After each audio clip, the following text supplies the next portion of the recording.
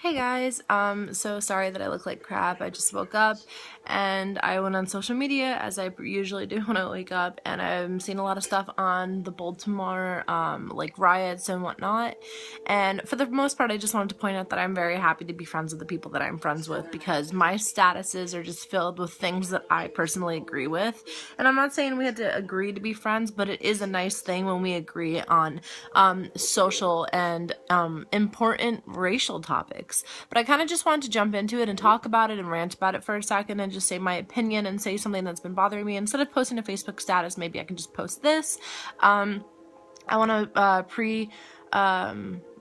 give you a pre-warning that my videos are not scripted, so anything I say is just trying to talk without being a verbal moron and stuttering and whatnot. So if I say something that sounds wrong or if I mess up or whatever, it's usually not on purpose. It's most likely because I am not the best speaker in the world, but I'm gonna attempt it anyways.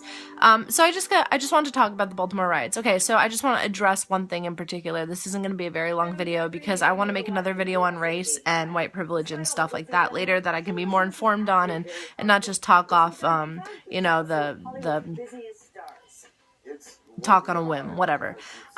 So basically, a lot of what I'm seeing and a lot of what I'm hearing from some people is that, like, oh, these Baltimore riots are ridiculous, like, people are insane, this is bullshit, destroying the town and yada, yada, yada.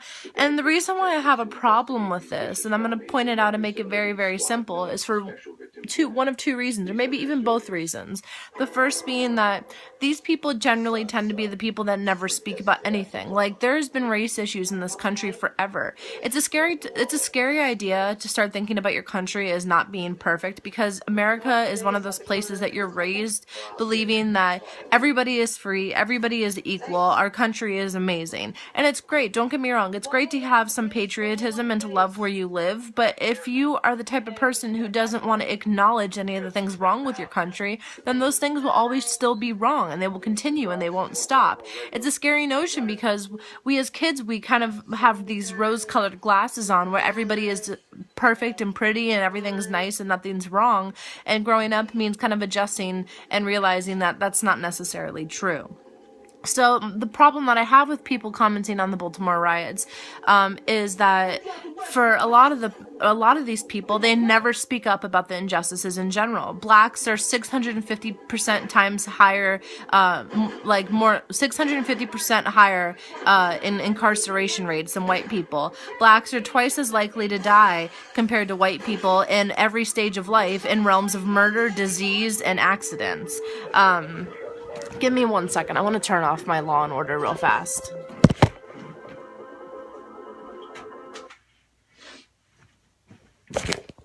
Anyway, so like I was saying, the statistics support the fact that there is racial bias in this country, and especially in the law system, and it's something that we're seeing a lot. So, like, I know a lot of people get super offended when we talk about police officers and we accuse them of using their power in the improper way, because police officers, just like we've been taught to believe this country is completely fair and equal, we've been taught to believe that police officers are supposed to be the epitome of good. They're supposed to, serve and protect. That's their duty. They're supposed to be the people that you can trust on, and trust in.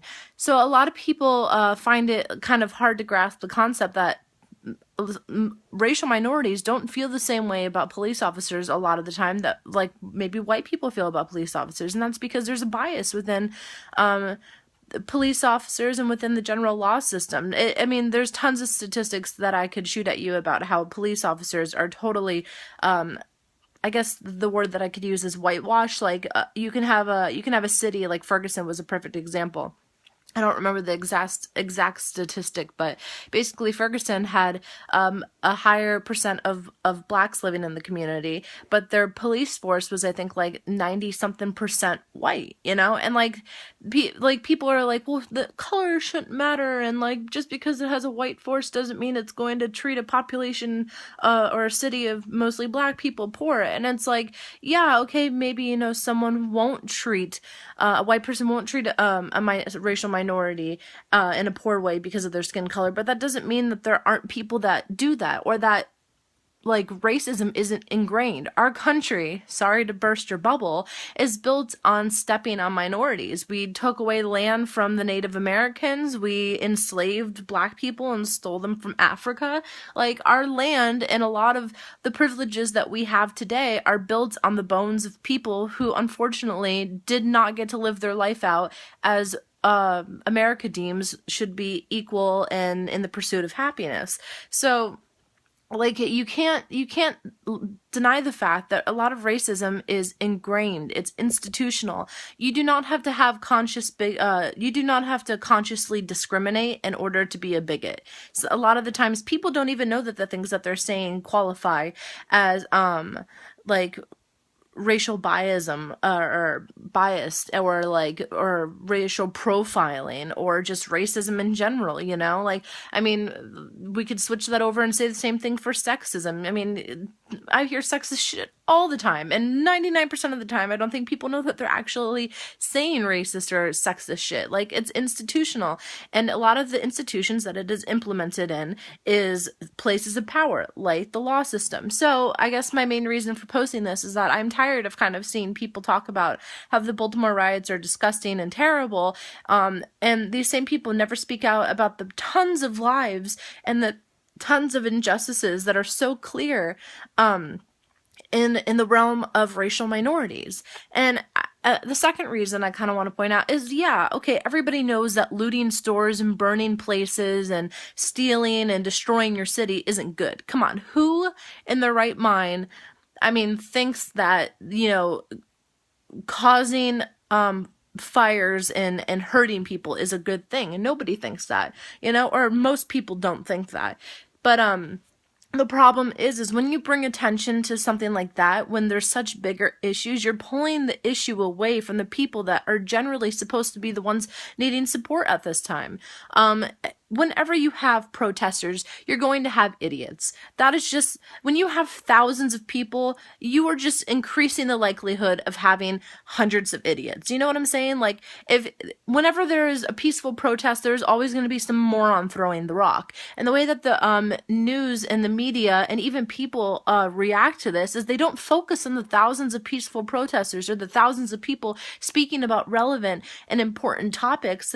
They focus on the idiot throwing the rock, which one, both gives the idiots exactly what they want, attention for an improper act, and two, takes away from the people that are truly speaking about something that's important. So like I just kind of, I feel like if you're spending your time ranting about the people that are starting fires and looting, which, by the way, for the pictures that I've seen captured on Twitter and stuff are mostly not racial minorities, but a lot of white people that are kind of taking advantage of the situation and deciding to go into stores and steal shit like beer and stuff, and, you know, claiming that it's for health or whatever. But that's besides the point. But when you focus on people, the people throwing rocks as a metaphor, when you focus on these people, you're taking the focus away from a group of people that are trying to make a difference and trying to change something that needs to desperately be changed.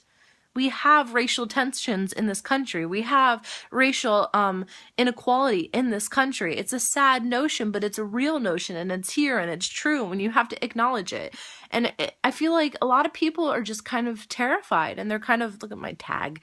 A lot of people are just terrified, and I understand, because I grew up thinking that, you know, this country is undeniably right in every aspect, that nothing is wrong in this country, that everything is perfect. And a lot of people, you know, in other countries grow up on the same kind of patriotic mentality, and it's great to have patriotism and to see the good in your country. But if you're just denying and refusing to see the bad, then the bad will always be there, and it'll never change. And that, I feel like, being an informed human being, it means being a good human being. Like, in order to be the best person that you could be and to help others, you have to unfortunately kind of acknowledge the things that are wrong within yourself, like maybe your tendencies to make racial or sexist jokes, or even things that are wrong within your own country or your own neighborhood or your own school. You gotta do these things. And that's actually a big concept about white privilege, which I'll go into later.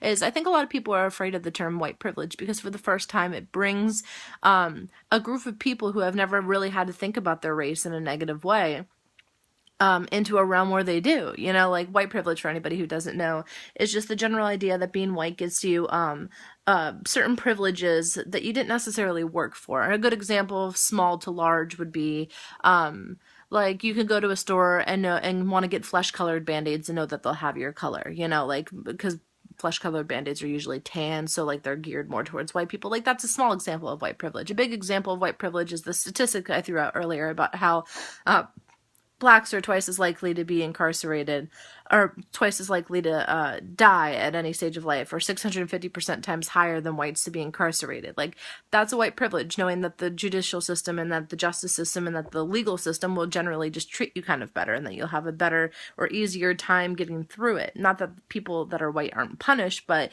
to say that they're punished as severely all the time as racial minorities is not true.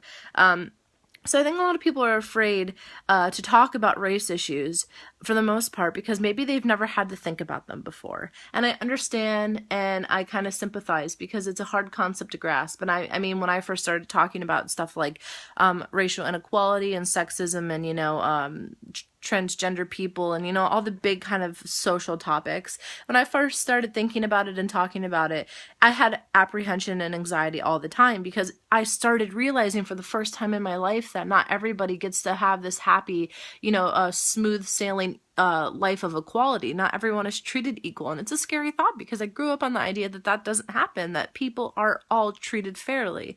So I sympathize with people who have kind of had to grasp the knowledge for the first time in their lives, but you just have to kind of push through that apprehension and fear, and you have to realize that what you're doing, learning about these racial issues and these sexist issues and issues of just social justice, yeah, they might give you anxiety and they might like cause you to like kind of change your worldview in maybe a more sadder way or see things more clearly. But in the long run, you're acknowledging these problems and your acknowledgement of these injustices are what's going to stop them. Like, I'm not saying we're going to snap our fingers and things are going to be perfect, but the first step in changing something or in making a better society is realizing that it needs change or that it needs to be made better. So, yeah, I guess that's just my general view on everything. I could go into way more. I hope I didn't offend anybody. I'm not saying that our country doesn't have amazing people, that our soldiers aren't amazing people, or that like we aren't great in many realms, but I'm saying we are not perfect by the slightest, and that these things need to change in order for us to be the country that we all thought we had when we were 5-year-old kids with rose-colored glasses thinking that racism died 200 years ago. You know, like that's what I want. I want that to be true, you know? Anyways, I'm ranting now. 13-minute video. I apologize. I'm gonna go. But I hope everybody is doing great, and I will talk to you later. Bye.